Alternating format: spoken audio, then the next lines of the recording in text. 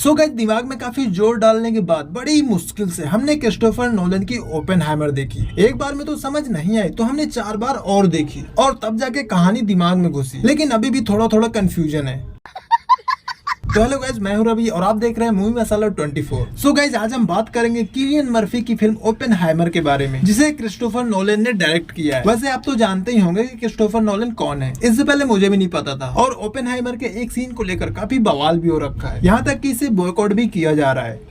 तो पिक्चर की कहानी एक ऐसे वैज्ञानिक की है जिन्होंने सबसे पहला परमाणु बम बनाया था। जी हाँ, the great scientist J Robert Oppenheimer, जिन्हें परमाणु बम का जनक भी कहा जाता है। ओपेनहाइमर का पहला परमाणु परीक्षण सक्सेस होने के बाद यानी 16 जुलाई 1945 में यानी सेकेंड वर्ल्ड वॉर के दौरान इन्हीं के द्वारा बनाए गए परमाणु बम को हिरोशिमा नागासाकी में गिराया गया था और तबाही में सब बर्बाद हो गया, इसलिए लोग इन्हें विलेन भी कहते हैं। पिक्चर में ओपेनहाइमर का किरदार निभा रहे हैं किलियन मर्फी, जो भाई साहब कमाल का काम किया है। अमेरिकी सरकार का ये प्रोजेक्ट जून 1942 से अगस्त 1947 तक चला और द ग्रेट साइंटिस्ट ओपेनहाइमर ने परमाणु बम बनाने में अहम भूमिका निभाई थी। और साथ ही प्रोजेक्ट में काम करने वाले वैज्ञानिक जेरम वर्स्टाइन ने अपनी biography book a portrait of enigma में लिखा है कि अगर ओपेनहाइमर ना होते तो कोई भी शख्स परमाणु बम बनाना तो दूर कोई सोच भी नहीं सकता था। मैनहट्टन प्रोजेक्ट को लीड करने का जुम्मा उस टाइम की अमेरिकी सेना के ब्रिगेडियर जनरल लेस्ली ग्रोव्स के ऊपर था। लेस्ली ग्रोव्स की मदद से इस प्रोजेक्ट के लिए गुप्त स्थान की मंजूरी दिलाई और परमाणु बम के लिए यूरेनियम का इंतजाम भी करवाया। इस परमाणु बम के बनाने के प्रोजेक्ट में 1,30,000 से भी ज्यादा लोगों ने काम किया था और इस प्रोजेक्ट का खर्चा लगभग $2 अरब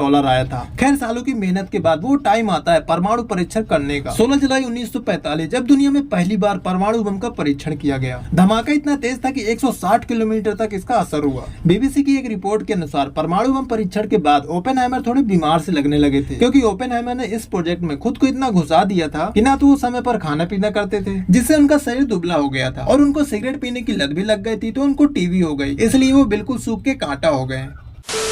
खैर, परमाणु बम के परीक्षण के बाद 1 महीने के भीतर ही सेकेंड वर्ल्ड वॉर में जापान के हिरोशिमा और नागासाकी शहरों पर गिराया गया, जिसमें लाखों लोग मारे गए। ओपेनहाइमर को दुनिया का पहला बम बनाने की खुशी तो थी, लेकिन परमाणु बम के बाद जो विनाश होता था, जो तबाही होती, उसको लेकर बहुत दुखी थे। फिर आगे जाकर अमेरिकी सरकार को ओपेनहाइमर पर रूस को खुफिया जानकारी देने का शक हुआ, क्योंकि रूस भी परमाणु बम बनाना चाहता था। तो अमेरिकी सरकार को ओपेनहाइमर पर शक था कि कहीं ये मदद तो नहीं कर रहे हैं, क्योंकि रूस ओपेनहाइमर के मैनहट्टन प्रोजेक्ट की जानकारी जानना चाहता था। बट ऐसा कुछ हुआ नहीं और अमेरिकी सरकार को कोई सबूत ही नहीं मिला। ओपेनहाइमर के परमाणु बम से हुई तबाही के बाद अमेरिकी सरकार ने हाइड्रोजन बम बनाने पर रोक लगा दी। इसी को लेकर अमेरिकी सरकार ने ओपेनहाइमर के खिलाफ जांच बैठा दी और सारी सिक्योरिटी छीन ली और उन पर देश से गद्दारी करने का कलंक लग गया, जो लगभग उनकी मौत के 55 सालों बाद वो कलंक मिटा, जिसमें अमेरिकी गवर्नमेंट ने 2022 में ओपेनहाइमर को देश के प्रति वफादारी का ठप्पा ठोक दिया।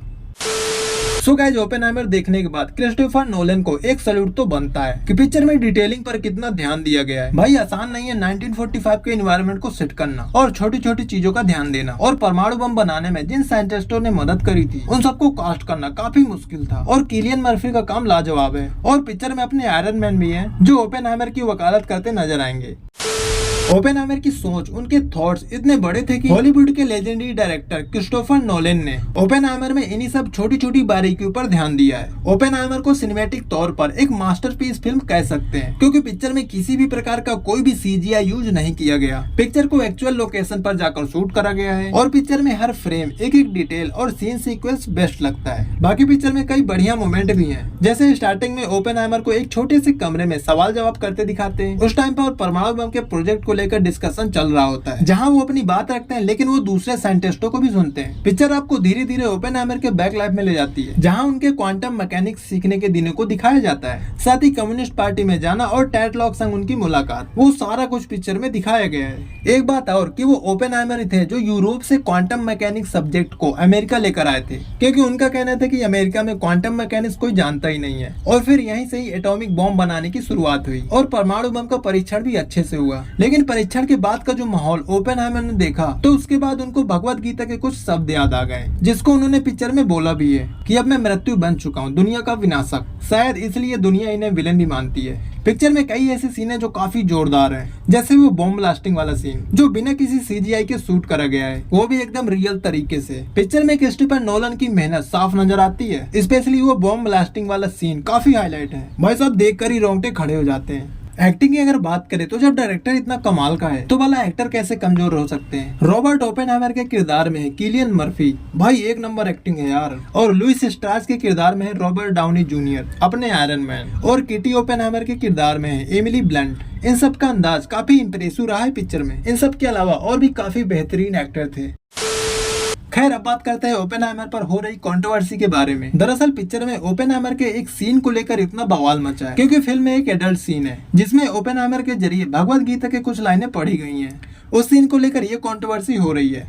कई लोग तो मूवी से एडल्ट सीन हटवाकर दोबारा से इसे रिलीज करवाना चाहते हैं, तो कई लोग तो इसे सीधा बॉयकॉट करने में लगे। खैर गाइस, हो सकता है कि वो भी ओपेनहाइमर के लाइफ का एक हिस्सा हो। वैसे पिक्चर पब्लिक के बीच काफी अच्छा परफॉर्म कर रही है। IMDb पर इसकी रेटिंग 8.7 है और रोटेन टोमेटो पर 90% ऑडियंस इसे पसंद कर रही है।